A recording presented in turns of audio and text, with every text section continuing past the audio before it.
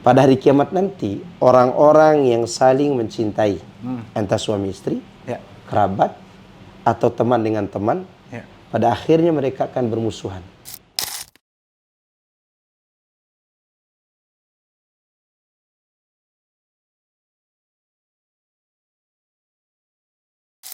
Assalamualaikum warahmatullahi wabarakatuh, teman-teman semua. Hari ini Bang Kevin mau bertanya langsung kepada Ustadz Mashkur. Ustadz, sehat, Ustadz? Sehat, alhamdulillah. Itu pertanyaan pertama, Ustadz. Masya Allah. Itu. Yang kedua, Ustadz, ini sebenarnya bagaimana, Ustadz? Rasulullah ini kan Shallallahu Alaihi Wasallam punya istri lebih dari satu. Bahkan sampai 11 kurang lebih jumlahnya, Ustadz, ya. Subhanallah. Nah, ini bagaimana cara Rasul Shallallahu Alaihi Wasallam menjaga keutuhan rumah tangga beliau ini, Ustadz? Barakallahu fikum. Rasulullah SAW adalah orang yang menerima wahyu dari Allah Azza wa Jalla. Betul. Dan dia tidak akan melangkahkan kakinya kecuali di situ sudah ada perintah dan rekomendasi dari Allah Azza wa Jalla. Jadi segala sesuatu apabila dilaksanakan sesuai dengan keinginan pencipta langit dan bumi, maka kesusahan dan kesulitan apapun Allah akan mudahkan. Ya contoh rumah tangga. Rasulullah SAW memiliki istri lebih dari satu, bahkan lebih dari 4, bahkan sampai 11. Tapi dia bisa mengurus semua urusan rumah tangganya. Padahal dia pemimpin. Dia nabi. Dia juga pemimpin perang. Dia yang mengatur negara. Bahkan keuangan pun dia mengatur. Itu.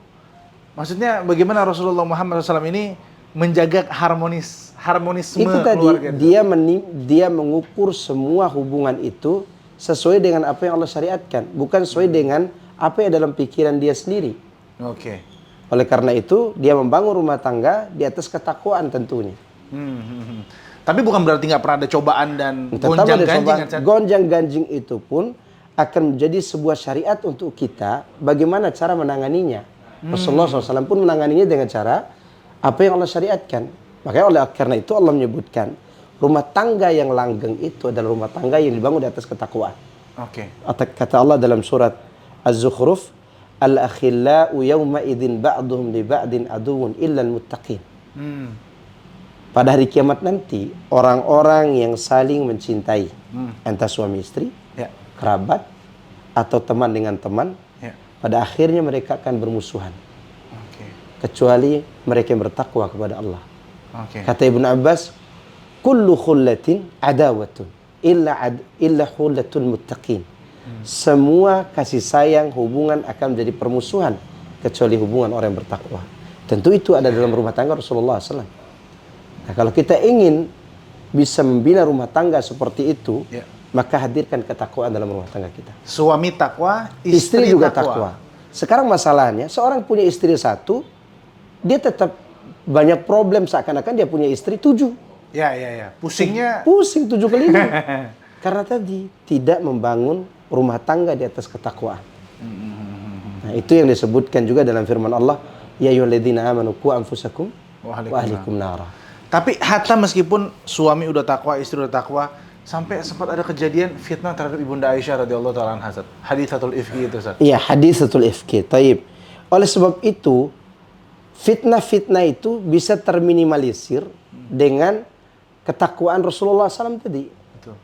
Karena fitnah-fitnah itu akan hilang sebagai hadiah daripada ketakwaan beliau. Sebesar apapun masalah, kalau bangunannya itu, pondasinya itu kuat, maka memperbaiki bangunan yang rusak itu lebih mudah.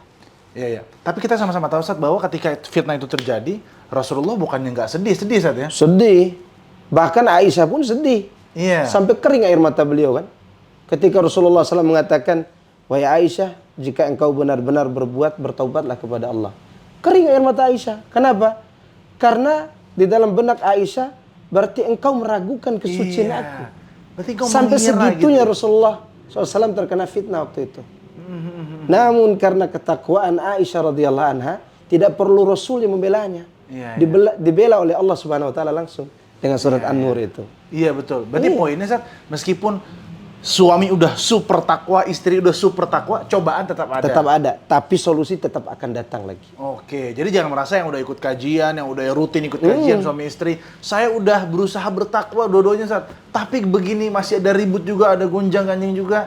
Ya itu memang bumbu rumah tangga. Variasi Ya seperti garam lah. Tapi garam jangan terlalu banyak. Keasinan. Menyebabkan darah tinggi. Iya, darah tinggi.